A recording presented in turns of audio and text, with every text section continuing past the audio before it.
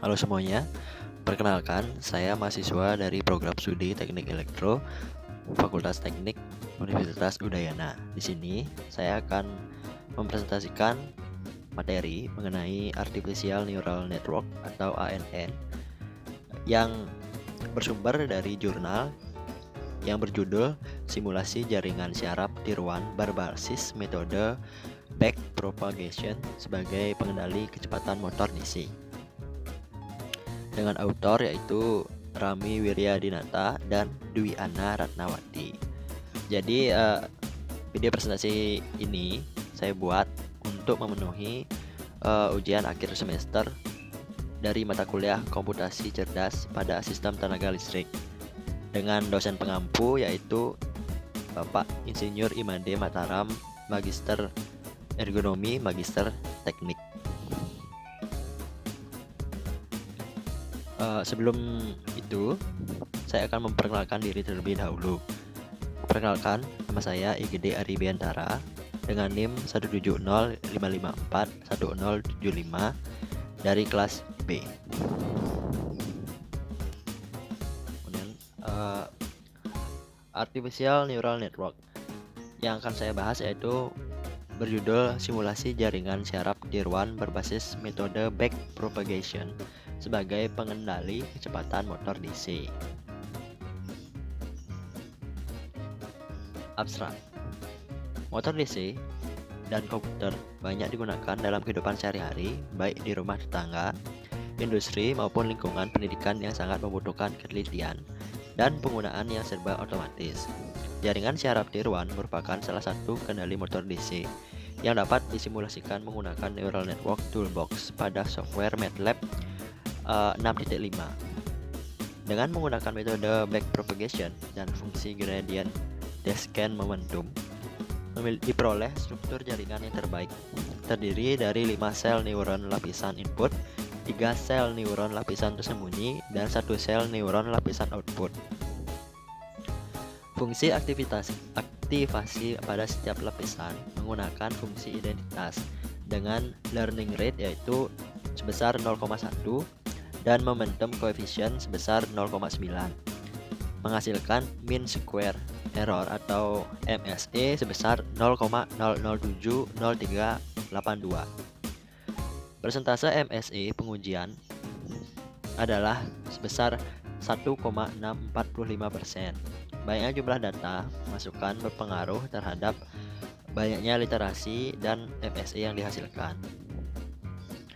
Penelitian ini juga membuktikan bahwa dasar teori pengaturan kecepatan motor DC, metode Ward-Leonard tentang penggunaan dua motor, dapat lebih efisien dengan artificial intelligence menggunakan neural network atau jaringan syaraf tiruan. Pendahuluan. Seiring waktu, peran komputer semakin mendominasi kehidupan. Lebih dari itu, komputer saat ini diharapkan dapat digunakan untuk mengerjakan segala sesuatu yang bisa dikerjakan oleh manusia, baik di rumah tangga, industri, bahkan di lingkungan pendidikan. Untuk memecahkan masalah dengan komputer, program harus dibuat terlebih dahulu, kemudian akan diproses selanjutnya. Tanpa program, komputer hanyalah sebuah kotak besi yang tidak berguna. Motor DC banyak digunakan dalam kehidupan sehari-hari, baik dalam dunia industri maupun dalam rumah tangga.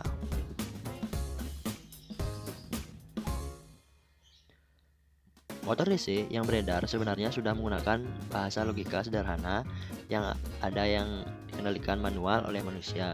Sebagian sudah ada yang menggunakan microcontroller, algoritma fusi maupun algoritma dan kendali lainnya yang menggunakan bahasa pemrograman yang berbeda. Motor yang beredar di masyarakat akan lebih menghasilkan produk yang bagus dan memiliki tingkat presisi tingkat tinggi apabila kesalahan dari faktor manusia dapat berkecil. Dari beberapa pengendalian yang menggunakan algoritma fusi dan microcontroller atau yang lainnya, error yang dihasilkan terlalu besar, berkisar antara 3 sampai dengan 10%. Baik, dapat dilihat pada slide. Ini merupakan gambar perencanaan ANN, yaitu mengenai arsitektur algoritma backpropagation.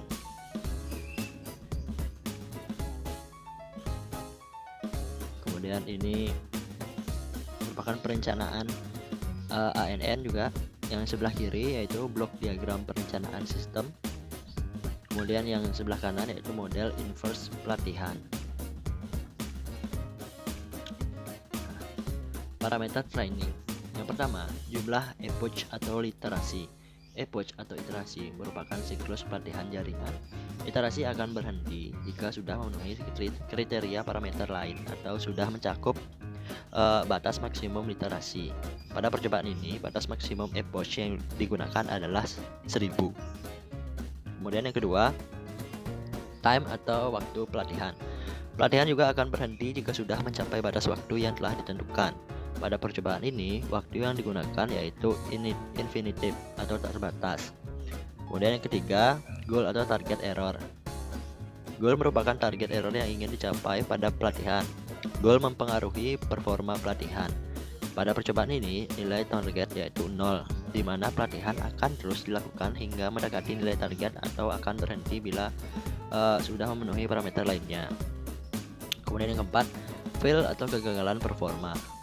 Pelatihan akan berhenti jika kinerja validasi data saat pelatihan melebihi batas kegagalan atau max fail yang telah ditentukan pada awal kinerja. Pada pelatihan ini, kegagalan dibatasi sebanyak 100 kali dengan tujuan agar memberikan alternatif output yang lebih baik. Kemudian yang kelima, yaitu learning rate atau rasio pelatihan.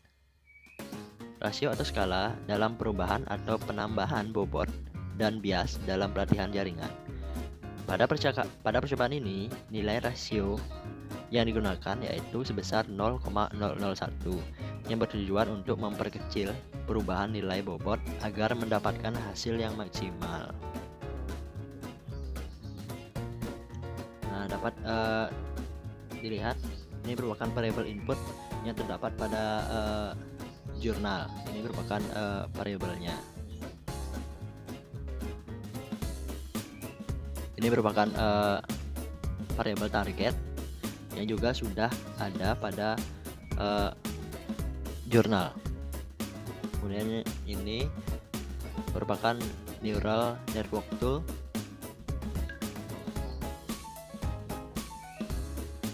Nah, ini merupakan network view yang mana terdapat input, kemudian dilanjutkan dengan hidden layer, kemudian output layer, dan baru akan menghasilkan output. Ini juga pada bagian kanan, yang bagian atas merupakan train info. Di sana terlihat kolom-kolom train info. Kemudian yang sebelah kiri bagian bawah yaitu training parameters. Di sana juga terdapat data-data mengenai training parameters. Hasil training. Ini juga terdapat screenshot mengenai hasil training yang sudah dihasilkan. Ini bukan bagian regression. Ya. Baik, kita akan melanjutkan bagian ke simulasi. Baiklah, langsung ke simulasi pada MATLAB R2013A.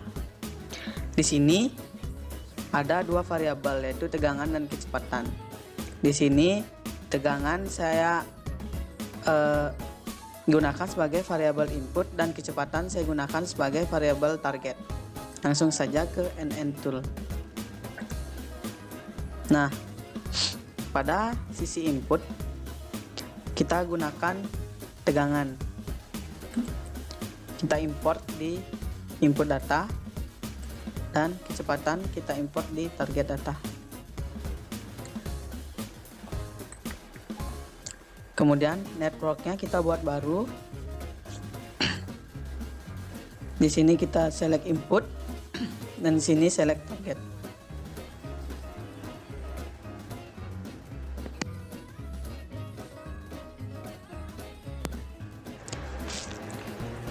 Kemudian di sini kita set 8 dan 6. Oke.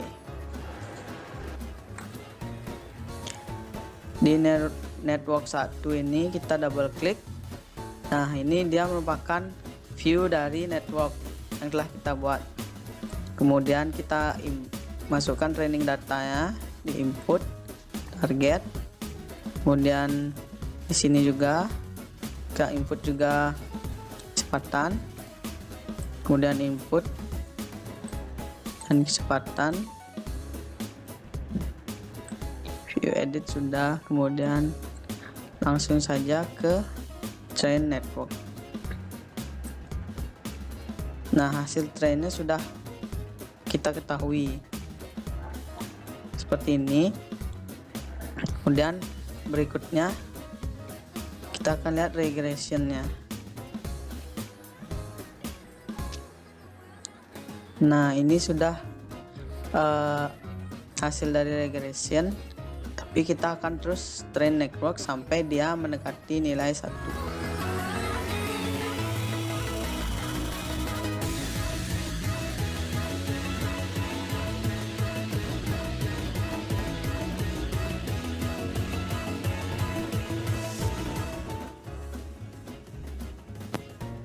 Nah, setelah kita mendapatkan seperti ini, dimana hasilnya sudah mendekati nilai optimal atau 1, sudah mendekati 1, itu berarti sistem kita sudah baik atau neural network kita sudah pada posisi baik. Sekarang kita kembali ke data yang data manager ini, dimana kita dapat lihat nilai dari network nilai dari output ini, output, dan ini nilai kecepatan atau target kita.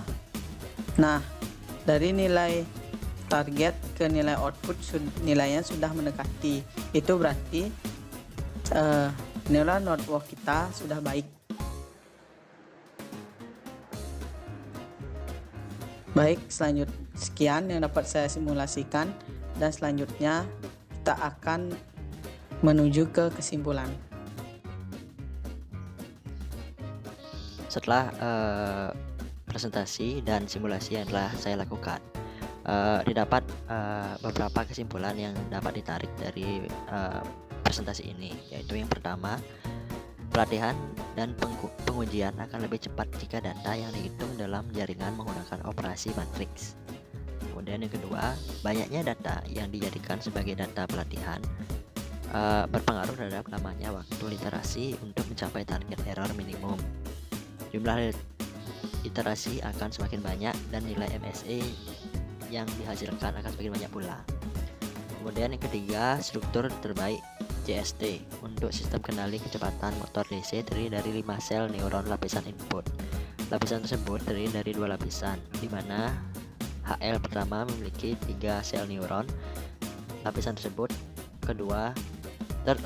tersembunyi kedua terdiri dari 1 sel neuron. MSE atau mean square error yang dihasilkan adalah besar 0,007382 dengan fungsi aktivasi setiap lapisan menggunakan fungsi purelin atau fungsi identitas. Kemudian yang keempat yaitu persentase MSE untuk selisih kecepatan pengujian adalah sebesar 1,645%. Kemudian yang terakhir, membuktikan bahwa dasar teori tentang pengaturan kecepatan motor DC, metode Ward-Leonard tentang penggunaan 2 motor dapat lebih efisien dengan artificial intelligence menggunakan neural network. Baik, sekian presentasi yang dapat saya sampaikan pada kesempatan kali ini. Mohon maaf bila ada kesalahan kata atau presentasi yang kurang tepat. Mudah-mudahan ini merupakan dapat menambah wawasan kita semua. Akhir kata, saya selamat sampai jumpa. Terima kasih.